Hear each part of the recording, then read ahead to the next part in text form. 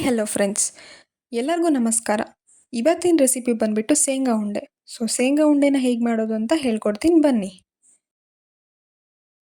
ಮೊದಲು ಶೇಂಗಾ ಉಂಡೆ ಮಾಡಲಿಕ್ಕೋಸ್ಕರ ಒಂದು ಬಾಣಲಿಗೆ 1 ಬೌಲ್ ಆಗೋಷ್ಟು ಶೇಂಗಾನ ಹಾಕ್ಕೊಂಡು ಚೆನ್ನಾಗಿ ಹುರ್ಕೋತೀನಿ. ಅದು ಮೀಡಿಯಮ್ ಫ್ಲೇಮಲ್ಲೇ ಇಟ್ಕೊಂಡ್ಬಿಟ್ಟು ನಾನು ಹುರ್ಕೋತೀನಿ. ನೋಡಿ, ನಾನು ಜಾಸ್ತಿ ಹೈ ಫ್ಲೇಮಲ್ಲಿ ಇಟ್ಕೊಂಡು ಹುರ್ಕೊಳೋದಿಲ್ಲ. ಹಾಗೆ ಈ ವಿಡಿಯೋ ನೀವೇನಾದರೂ ಹೊಸದಾಗಿ ನೋಡ್ತಿದ್ರೆ ಲೈಕ್ ಮಾಡಿ, ಶೇರ್ ಮಾಡಿ, ಸಬ್ಸ್ಕ್ರೈಬ್ ಮಾಡಿ, ಕಮೆಂಟ್ ಮಾಡಿ.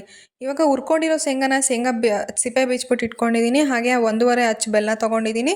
ಹಾಗೆ ಏಲಕ್ಕಿ ಪೌಡರ್ ತೊಗೊಂಡಿದ್ದೀನಿ, ಹುರ್ಗಡ್ಲೆ ಹಿಟ್ಟು ತೊಗೊಂಡಿದ್ದೀನಿ. ಹಾಗೆ ಗಸಗಸೆನ ಚೆನ್ನಾಗಿ ಪೌಡ್ರ್ ಮಾಡಿಬಿಟ್ಟು ಇಟ್ಕೊಂಡಿದ್ದೀನಿ. ನೆಕ್ಸ್ಟು ಈ ಶೇಂಗಾನ ನಾನು ಮಿಕ್ಸಿ ಒಳಗೆ ಹಾಕೋತಾ ಇದ್ದೀನಿ. ತೀರಾ ನುಣ್ಣಗೇನು ರುಬ್ಕೊಳಲ್ಲ, ಹಾಗೆ ಸ್ವಲ್ಪ ಅದು ಉಂಡೆ ಕಟ್ಟೋ ರೀತಿಯಾಗಿ ರುಬ್ಕೊಂಡ್ರೆ ಸಾಕು. ಇದು ರುಬ್ಕೊಂಡಾದಮೇಲೆ ನಾನು ಅದಕ್ಕೇ ಏಲಕ್ಕಿ ಪೌಡರು, ಹಾಗೆ ಗಸಗಸೆ ಪೌಡರು ಮತ್ತು ಸ್ವಲ್ಪ ಹುರ್ಗಡ್ಲೆ ಹಿಟ್ಟನ್ನು ಕೂಡ ಹಾಕೋತೀನಿ. ನೋಡಿ, 1.5 ಅಚ್ಚು ಬೆಲ್ಲನ ನಾನೀಗ ನೀರಲ್ಲಿ ಹಾಕ್ಬಿಟ್ಟು ಕರಗಿಸ್ಕೋತೀನಿ.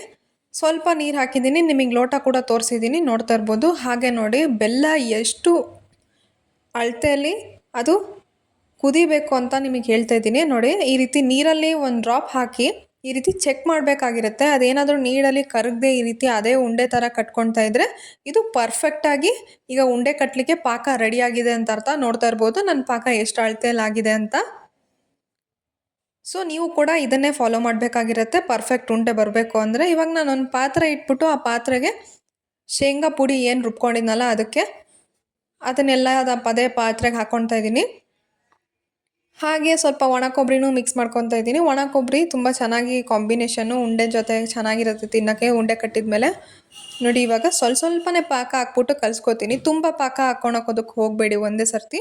ನಿಮ್ಮ ಕ್ವಾಂಟಿಟಿ ತಕ್ಕನಾಗೆ ನೀವು ಪಾಕನ ಹಾಕ್ಕೊಂಡು ಕಲಿಸ್ಕೊಂಡು ಅದಾದಮೇಲೆ ಹುರ್ಗಡ್ಲೆ ಹಿಟ್ಟಲ್ಲಿ ಕೈಯನ್ನು ಒಂದು ಸತಿ ಅದ್ಬಿಟ್ಟು ಆಮೇಲೆ ನೀವು ಉಂಡೆ ಕಟ್ಟಲಿಕ್ಕೆ ಸ್ಟಾರ್ಟ್ ಮಾಡಬೇಕು. ಉಂಡೆ ಕಟ್ಟಾದಮೇಲೆ ಒಂದು 15 ಮಿನಿಟ್ಸಿಗೆ ಉಂಡೆ ತುಂಬ ಹಾರ್ಡ್ ಆಗುತ್ತೆ, ಅಂದರೆ ತುಂಬ ಗಟ್ಟಿ ಆಗುತ್ತೆ. ಆವಾಗ ಉಂಡೆ ರೆಡಿ ಆಗುತ್ತೆ. ನೋಡಿ, ನಾನು ಹೇಗೆ ಕಲಿಸ್ಕೊತಾ ಇದ್ದೀನಿ ಅಂತ.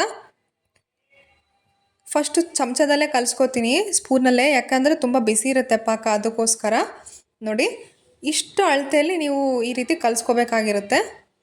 ಇವಾಗ ನೋಡಿ, ಸ್ವಲ್ಪ ಕೈಗೆ ಹುರ್ಗಡ್ಲೆ ಹಿಟ್ಟು ಹಚ್ಕೊಂಡು ಈ ರೀತಿ ಉಂಡೆ ಕಟ್ತೀನಿ. ನೋಡ್ತಾ ಇರ್ಬೋದು ಉಂಡೆ ಎಷ್ಟು ಚೆನ್ನಾಗಿ ಬರ್ತಾ ಇದೆ ಅಂತ. ನೋಡಿ, ಇದೇ ರೀತಿಯಾಗಿ ಇವಾಗ ಇದೆಲ್ಲ ಮಾಡ್ತೀನಿ ಅಷ್ಟೇ. ಮಾಡಾದಮೇಲೆ ನೋಡಿ ಎಷ್ಟು ಚೆನ್ನಾಗಾಗಿದೆ ಅಂತ. Thank you.